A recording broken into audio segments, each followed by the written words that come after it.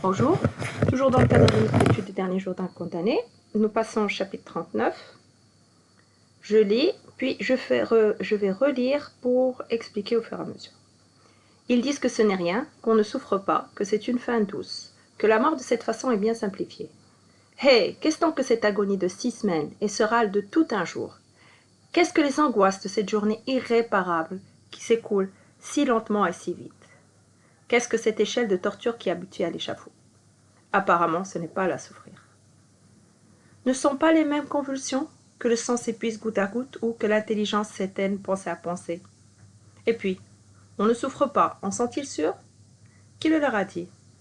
Compte-t-on que jamais une tête coupée se soit dressée, sanglante, au bord du panier et qu'elle ait crié au peuple? Cela ne fait pas de mal. Y a-t-il des morts, de leur façon, qui soient venus les remercier et leur dire « C'est bien inventé, tenez-vous-en là, la mécanique est bonne ». Est-ce Robespierre? Est-ce Louis XVI? Non, rien. Moins qu'une minute, moins qu'une seconde et la chose est faite. Se sont-ils jamais mis seulement à penser à la place de celui qui est là, au moment où le lourd tranchant qui tombe, mord la chair, rompt les nerfs, brise les vertèbres? Mais quoi? Une demi-seconde? La douleur escamotée? Horreur. Ils disent que ce n'est rien. Donc évidemment, ce « il » fait référence aux partisans de la peine de mort.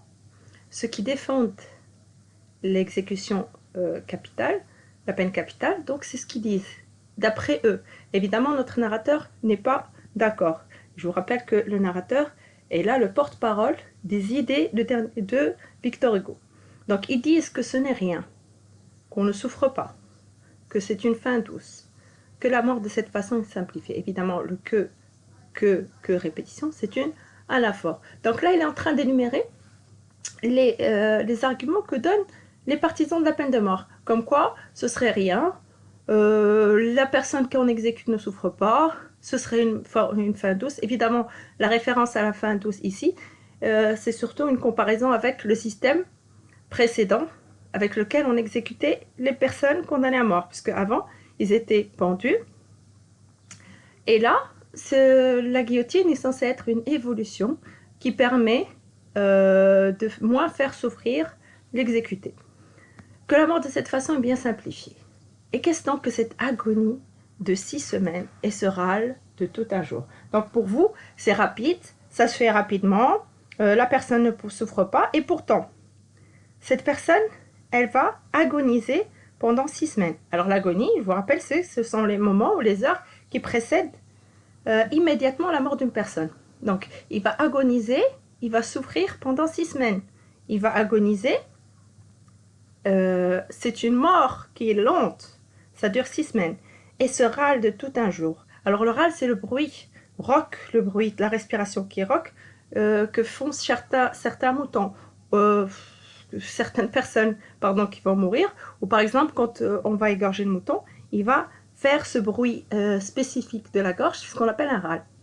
Que ce râle de tout un jour. Qu'est-ce que les angoisses de cette journée irréparable? Irréparable évidemment parce qu'on ne peut plus récupérer la personne. Une fois qu'on l'a tuée, une fois qu'on lui a coupé la tête, donc il n'y a plus d'après, il n'y a plus rien après, qui s'écoule si lentement et si vite. Évidemment, si lentement et si vite, antithèse. Qu'est-ce que cette échelle de torture qui aboutit à l'échafaud? Apparemment, ce n'est pas à la souffrir. Donc pour eux, tout ça, tout ce qu'il ressent, toute cette souffrance qu'il ressent, c'est rien, c'est pas une souffrance. Évidemment, il est en train de contrecarrer, de donner des contre-arguments à ce que disent les défenseurs de la peine de mort. Ne sont pas les mêmes convulsions que le sang s'épuise goutte à goutte ou que l'intelligence s'éteigne pensée à pensée. Donc c'est la même chose, c'est le même genre de souffrance, que ce soit le sang qui est en train de couler ou bien les pensées de la personne, son intelligence qui est en train de s'éteindre petit à petit. Et puis, on ne souffre pas, on sent-il sûr. Donc, d'après vous, on ne souffre pas physiquement. Vous en êtes sûr? Comment vous pouvez prétendre ça? Qui le leur a dit? Pour en être sûr, il faudrait qu'un mort puisse témoigner. Et évidemment, c'est pas possible. Comptons que jamais une tête coupée se soit dressée sanglante au bord du panier et qu'elle ait crié au peuple, cela ne fait pas de mal. Évidemment, il y a beaucoup d'ironie ici. Donc, il y a la tête qu'on le coupe et qui se lève, qui est en train de crier à tout le monde, c'est bon, c'est parfait, c'était très bien, j'ai pas eu mal. Y a-t-il des morts de leur façon qui soient venus les remercier et leur dire « C'est bien inventé ». Donc, est-ce qu'il y a quelqu'un Est-ce que vous avez un retour des clients? Est-ce qu'il y a quelqu'un qui est venu qui vous a dit très bien, on est content, tenez-vous-en là, la mécanique est bonne. Donc c'est très bien, c'est parfait, on était satisfait du service. Est-ce Robespierre? Est-ce Louis XVI? Alors je rappelle que Robespierre et Louis XVI sont des personnages qui appartiennent à l'histoire, puisque Robespierre était un avocat qui a participé de façon très active à la Révolution française de 1789 et qui au final a été guillotiné. On lui a coupé la tête avec la guillotine. Louis XVI étant le dernier roi de l'Ancien Régime et qui lui aussi, le mari de Marie-Antoinette, et qui, lui et sa femme, ont été guillotinés tous les deux. Non, rien, moins qu'une minute, moins qu'une seconde. Et la chose est faite. Donc d'après vous, c'est rien, c'est juste une minute, moins d'une seconde, et c'est ok. La chose est faite, on n'en parle plus. Se sont-ils jamais mis seulement en pensée à la place de celui qui est là? Donc imaginez, mettez-vous à la place de cet homme, ne serait-ce qu'en pensée. Au moment où le lourd tranchant, évidemment le lourd tranchant, la lame tranchante de la guillotine, le lourd tranchant qui tombe, mord la chair, rompt les nerfs, brise les vertèbres. Bien sûr, ça c'est une gradation. Mais quoi? Une demi-seconde, la douleur est escamotée. Donc c'est qu'une demi-seconde, donc ce serait pas grave. La douleur, on va la cacher, on va la camoufler comme si c'était rien du tout. Et il termine le chapitre par horreur.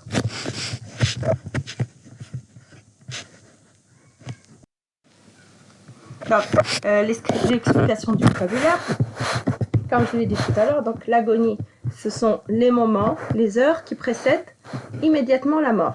Le râle, c'est le bruit rauque de la respiration chez certains mourants. Les convulsions, des contractions violentes et involontaires des muscles. Alors Robespierre, Maximilien de Robespierre, est un avocat et un homme politique français, né le 6 mai 1758 à Arras et mort guillotiné le 28 juillet 1794 à Paris, place de la Révolution. Louis XVI est né le 23 août 1754 à Versailles et il est mort guillotiné le 21 janvier 1793 à Paris. Il est le roi de France de 1774 à 1792 et il est le dernier roi de France de la période dite de l'Ancien Régime. Escamoté, c'est-à-dire dissimulé, caché subtilement. Donc les figures de style qu'on a dans l'extrait, nous avons l'anaphore avec que ce n'est rien, qu'on ne souffre pas, que c'est une fin heureuse, que la mort de cette façon est bien simplifiée. Antithèse entre si lentement et si vite, et la gradation, mord la chaîne, rompt les nerfs, brise les vertèbres. Donc, une analyse de ce passage, le narrateur imagine comment il va vivre le moment de son exécution. Donc il est en train d'anticiper. Il est en train d'imaginer ce qui va lui arriver durant son exécution. Il vit ce moment par prévision. Mais le fait d'y penser le fait souffrir encore davantage. On comprend mieux la révolte du condamné face à l'acharnement des bourreaux à nier cette souffrance. Donc, d'après eux, il ne souffre pas, il ne ressent rien, etc. Mais évidemment, lui, il dit le contraire. Son état d'esprit est traduit par la dernière phrase du texte, horreur. Mais la souffrance de la mort commence bien avant l'instant de la décapitation. Donc pour eux, l'exécution se contente à l'instant, au moment où on va lui couper la tête. Mais évidemment, le narrateur nous rappelle que cette personne va souffrir bien avant, puisque les 6 semaines qui se sont écoulées depuis le verdict ont été 6 semaines de douleur intense. L'idée de la mort qui le hante et approche est une véritable torture, à la fois physique et morale, avant d'endurer la torture physique. Donc je vous rappelle que physiquement aussi, il a souffert, on l'a vu dans le chapitre précédent, il a souffert physiquement. Donc évidemment dans ce passage, on a beaucoup d'ironie, donc la présence du registre ironique.